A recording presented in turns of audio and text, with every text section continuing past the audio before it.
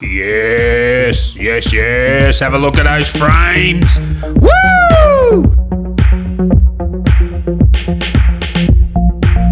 Right, tally ho there, champs. Now today we're going to talk about how the Xiaomi NoteBook Pro performs gaming. So if you want to upgrade from Windows Home to Windows Pro, or just get insanely cheap Windows and Office 2016 keys, head on down to 0 and 9. Links are in the description, and I even have a discount code for you, and they also have cheap gaming keys too. Now this is not a gaming laptop, I'll just put that out there, but it can game. So this is powered by a quad-core Intel i7-8855U, a 2GB GTX MX150 GPU, which is equivalent to a GTX 1030, 16GB of RAM, and has a 256GB SSD. Now this thing is very affordable. You can pick these up sub $1,000. I'll leave links in the description. They also have a 13-inch NoteBook Air version. I'll leave links to that as well. But for what you pay, the performance you get out of this is phenomenal. Now, it's not going to compare to an XPS 15 Aero and stuff like that. It is a 15-inch laptop. The parts are more comparable to, say, a Surface Book 2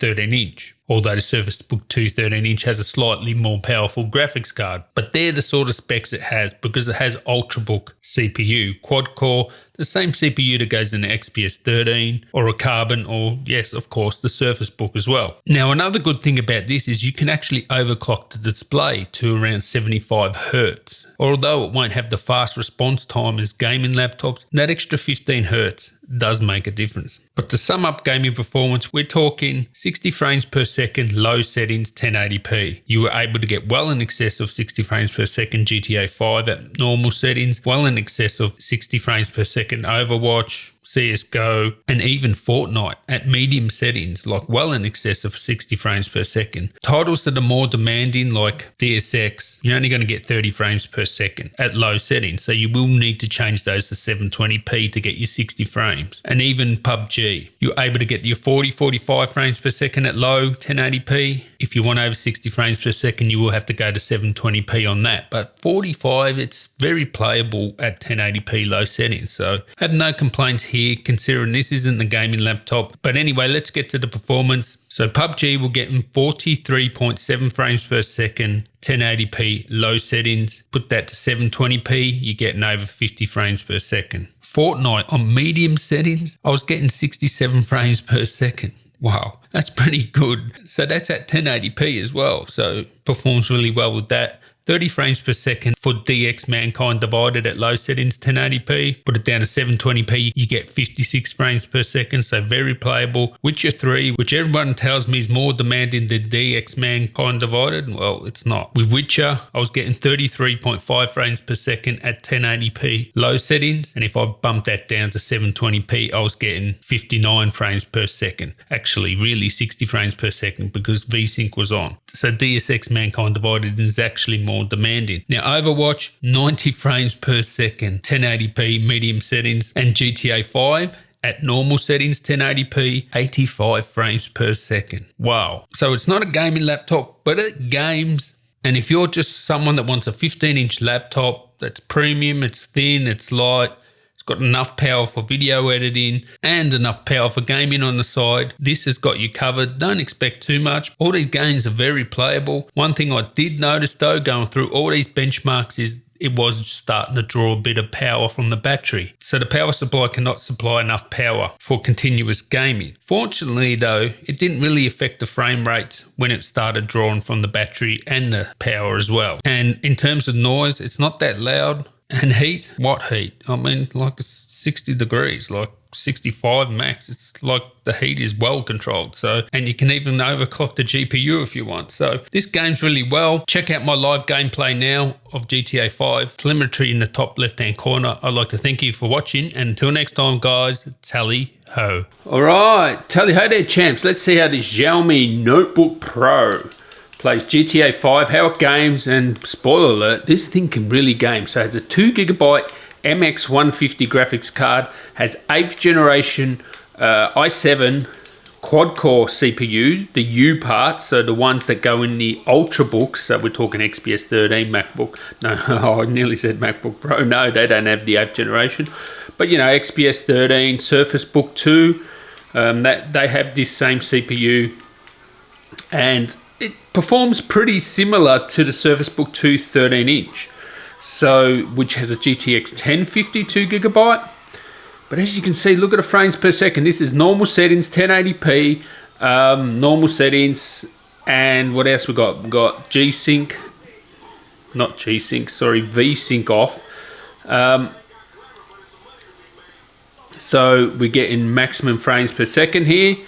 And as you can see, the temperatures are well controlled. Now you'll see the CPU, it's only going 2.2, 2.5. It actually can go faster than that. And the reason it's not going maximum speed like 3 gigahertz is because I've been benchmarking it all afternoon. And what I've found is that the power supply obviously doesn't have enough power to actually power the actual system when you're running games. So GPU and CPU together, it will actually start drawing some power from the battery. Now usually that would be a bad thing. As you can see, the CPU clock is a little bit down on what it would be. Normally when it's not drawing power, it'll be like 3 gigahertz.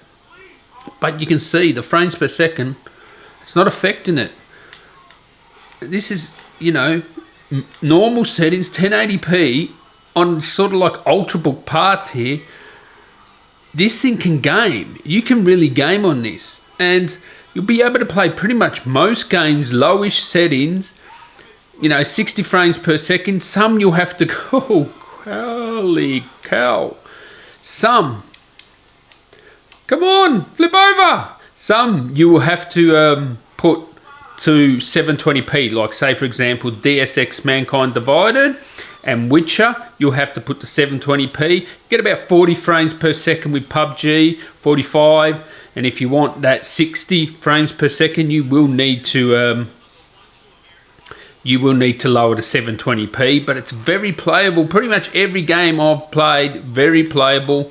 You just have to fill about with the settings, but it's more than capable of playing games. Because have a look. Yes, yes, yes. Have a look at those frames.